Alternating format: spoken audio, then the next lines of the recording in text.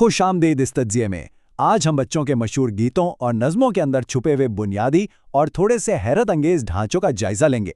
देखने में ये सिर्फ मासूम से गाने लगते हैं, लेकिन इनके पीछे एक मुकम्मल और सोच समझकर बनाई गई मैकेनिक्स काम कर रही है। चलिए शुरू करते हैं। सीधा असल बात पर आते हैं। ये नज़में शुरू होते ही हमारी तवज्जो खींच लेती हैं। अक्सर इनमें सख्त अमली और मेडिकल हिदायत बार बार आती हैं। मिसाल के तौर पर 5 लिटिल मंकीज़ को ही ले लीजिए, जहां डॉक्टर का ये मशहूर और सख्त हुक्म सुनने को मिलता है, बिस्तर पर और बंदर नहीं कूदेंगे। ये कोई आम सी लाइन नहीं है, ये एक इंतहाई क्लियर और बार बार दोहराई जाने वाली इंस्ट्रक्शन है जो सीधा दिमाग में छप जाती है।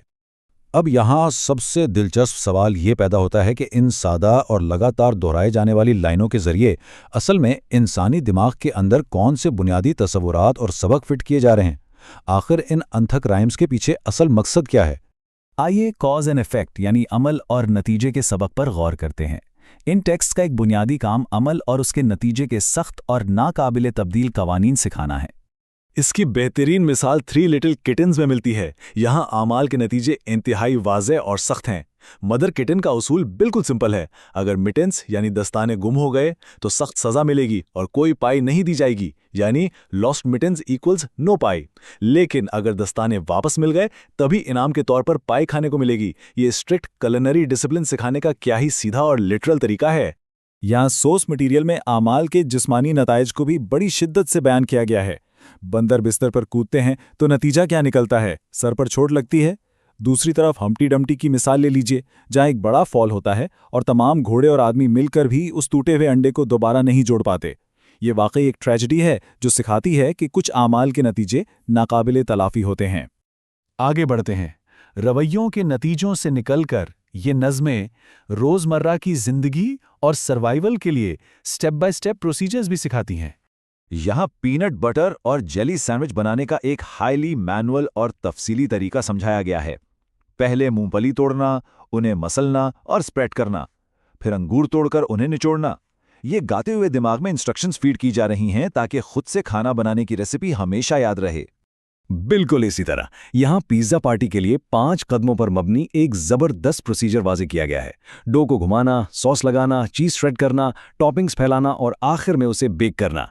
एक सक्सेसफुल पिज्जा पार्टी होस्ट करने की मुकम्मल स्टेप बाय स्टेप गाइड। इसके अलावा ये टेक्स्ट एक सख्त सुबह के शेड्यूल पर भी जोर देते हैं।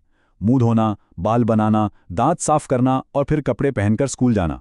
ये लिरिक्स इंसिस्ट करते हैं कि दिस इज द वे, यानी सुबह उठकर स्कूल जाने से पहले इन्हीं कदमों को इसी तरतीब में पूरा करना लाजमी है। चलिए अब घर से बाहर निकलकर शहर के इकोसिस्टम को नेविगेट करने पर बात करते हैं। ये नज़में हमारे आसपास के इंसानी इंफ्रास्ट्रक्चर का मुकम्मल मैप समझाती हैं। व्हील्स ऑन द बस इसकी सबसे बेहतरीन मिसाल है। यहाँ शहर के ट्रांसपोर्ट निज़ाम का एक कॉम्प्रहेंसिव ब्रेकडाउन मिलता है। बस के वाइपर्स का स्विश स्विश करना, हॉर्न का बजना, दरवाज़ों का खुलना बंद होना और इन सब के बीच रोते हुए बच्चों और उन्हें श्श करके चुप कराते वालिदैन के दरमियान पैदा होने वाली डेली टेंशन, ये सफ़र की बिल्कुल रियलिस्टिक मंजरकशी है। ये टेक्स्ट मुकामी कॉमर्स और कारोबार को भी एक्सप्लिसिटली मैप करते हैं। मफिन मैन की मिसाल में ड्रूरी लेन का हवाला इस बात की तस्दीक करता है कि शहर का बुनियादी कमर्शियल डिस्ट्रिक्ट कहाँ है, जहां आइसक्रीम मैन और फलों वाले अपना सामान बेचते हैं। ये कम्युनिटी के एसेंशियल वेंडर्स को सिखाने का तरीका है। शहर के मरकज से निकलकर अब जरा जानवरों की दुनिया यानी एनिमल किंगडम के कैटलॉग पर नजर डालते हैं। ये लिरिक्स बाकायदा तौर पर एनवायरमेंटल वोकैबुलरी बिल्ड करते हैं। बतख का क्वैक, गाय का मुंह और घोड़े का ने। और मजे की बात यह है कि आहिस्ता आहिस्ता इन्हें सुपर फास्ट स्पीड में दोहराने की डिमांड की जाती है ताकि फार्म एनिमल्स और उनकी आवाजें बिल्कुल ऑटोमेटिकली याद हो जाएं। और एग्रीकल्चर की इकोनॉमिक्स को कैसे भूल सकते हैं? बा ब्लैक शीप में ब्लैक शीप की ऊन की इन्वेंट्री की ठीक ठीक मुआशी तकसीम समझाई गई है। 3 बैग्स ऊन को 3 बराबर हिस्सों में बांटा जाता है। 33% मास्टर के लिए, 33% डेम के लिए और 33% उस गली में रहने वाले छोटे लड़के के लिए। इन असबाक में इदारों की सख्त बाउंड्रीज को भी हाईलाइट किया गया है। Mary had a little lamb इस बात का एक्सप्लिसिटली सबूत देता है कि स्कूल के अंदर किसी भी किस्म के जानवर का आना एजुकेशनल पॉलिसीज और एब्सोल्यूट रूल्स के सख्त खिलाफ है। एक और बहुत अहम स्ट्रक्चरल मोटिव जो इन राइम्स में बार बार आता है वो है न्यूमेरिकल सब्ट्रैक्शन और काउंटडाउन की परेशान करने वाली टेंशन। जैसा कि नंबर 5 दिखाया गया है, ये बेशतर कहानियों के लिए एक फंडामेंटल बेस लाइन डिजिट का काम करता है। चाहे वो कूदते हुए 5 बंदर हों या दूर जाने वाली 5 बत्तखें, काउंटिंग यहीं से शुरू होती है। ये टेक्स्ट इस काउंटडाउन को इस्तेमाल करके ज़बरदस्त नैरेटिव टेंशन पैदा करता है।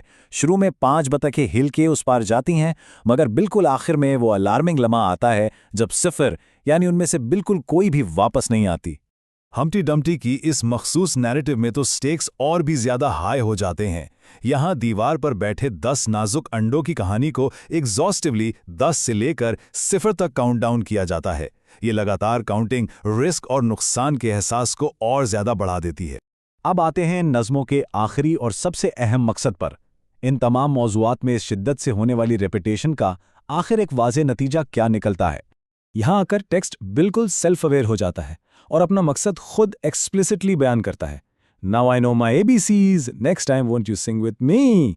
यानी इनका गोल रोट मेमोराइजेशन है। ये हमें वापस इस परपेचुअल साइकिल में शामिल होने और लगातार गाने की दावत देता है। तो आखिर में इंसान ये सोचने पर मजबूर हो जाता है कि क्या इन सिंपल और सादा नज़मों की इतनी मजबूत मेमोरी रिटेंशन इन्हें तारीख के सबसे हाईली ऑप्टिमाइज्ड एजुकेशनल टेक्स्ट्स नहीं बनाती? इन फॉर्मूलाज का दिमाग से इतनी बुरी तरह चिपक जाना वाकई इंस्ट्रक्शनल डिज़ाइन का अल्टीमेट ट्रायम्फ है। आज के इस तज्ज़िये में हमारे साथ जुड़ने का बहुत शुक्रिया।